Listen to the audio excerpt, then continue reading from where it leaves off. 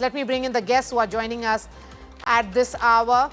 Professor Badri Narayan joins us. We also have Sajjan Kumar. Let me begin with you, Professor Badri Narayan. It's fascinating to see the journey of Nitish Kumar. As journalists, as a journalist from the state, I've covered it very, very closely.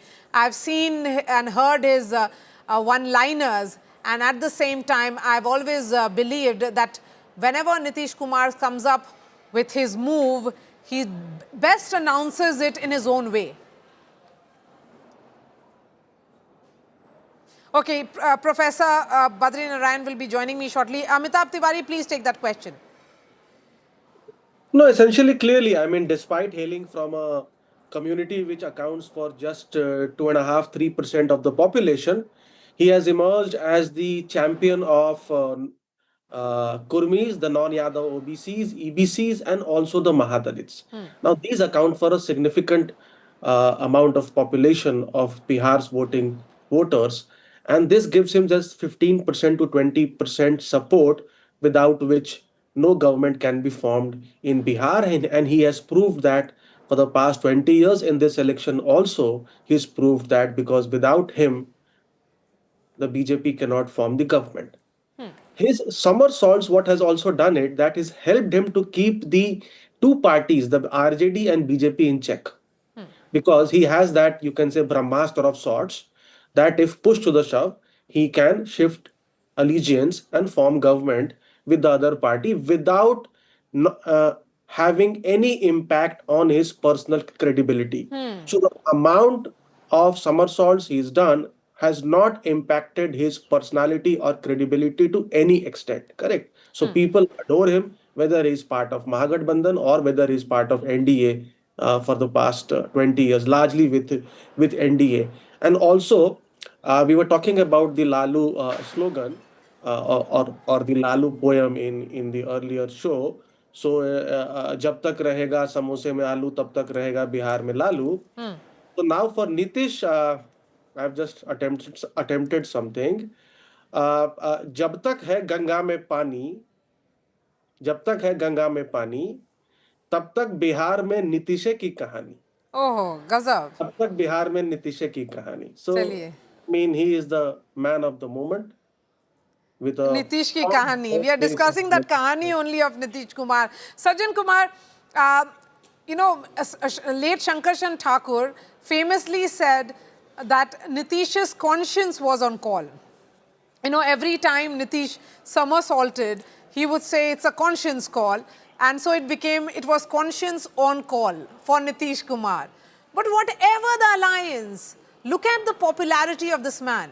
In 2010, he was at the peak of his popularity. 15 years later, he's returning with the same mandate of peak of his popularity when he is seen as an ailing chief minister, not very active, optics-wise. Yes, Maria, because when you discuss conscience and that too of a leader, it can be seen from two vantage points. One, the ideological vantage point, which Sankarshan Thakur alluded to, right? A leader hailing from a socialist background, following the path of Lohia and Karpuri Thakur and trying to make a mark. So that was one parameter to have consistency. Another was, more pressing for a leader because his commitment was to the people, and that is not primarily ideological, but the everyday experience of the Biharis, right?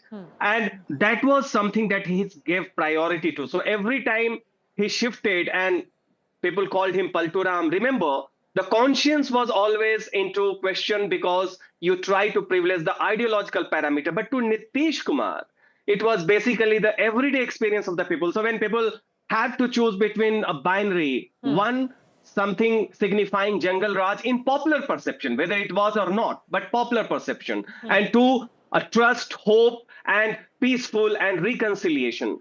They chose Nitish Kumar because Nitish Kumar signified in everyday experience of overwhelming Bihari something wherein you trust the leader, trust the leadership, right? So that is why Nitish Kumar can swing, can oscillate like a pendulum. But the fact that overwhelming, and right now we are also discussing the same, Biharis, when they feel that it was the everydayness that changed under Nitish Kumar.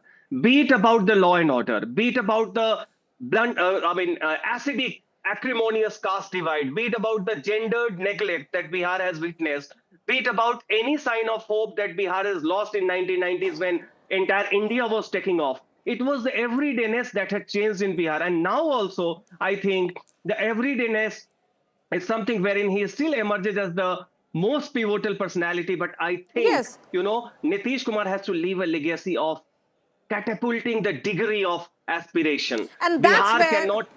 that's Yes, where this tenure becomes important. exactly. Biharis and Bihar cannot speak about Bijli Sadak Pani anymore. The state is Exactly. demanding opportunities.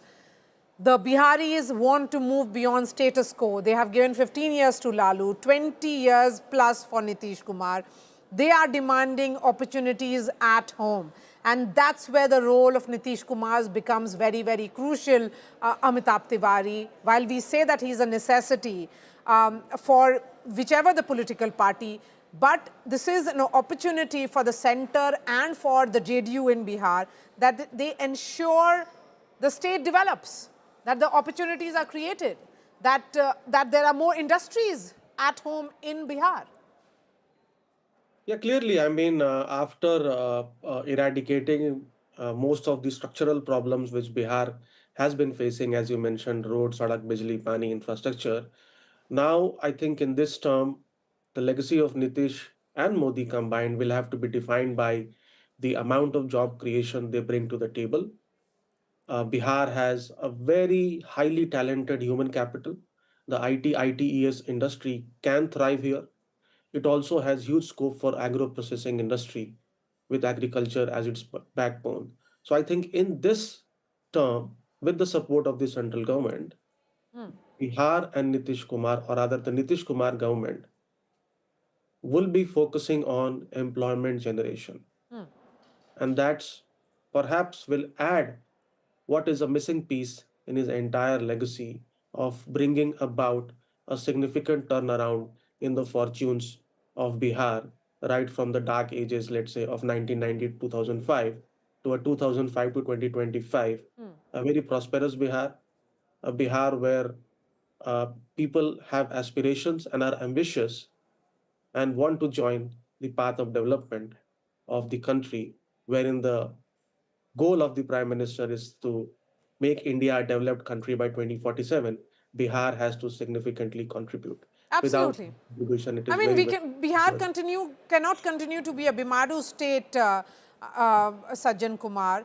And Biharis, when they say that, we take pride in little, the Biharis are hardworking, but they are also exposed to the entire world outside. So they are demanding reference point should change. It cannot be what happened in 1990s. Bihar's reference point has to be the neighboring states, which are growing at much faster pace. Yes, precisely, and that is one of the frustration of the Biharis is that while under Nitish Kumar, Bihar witnessed a paradigm shift, but that paradigm shift is always when the reference is Lalu's period, 1990 to 2005, right?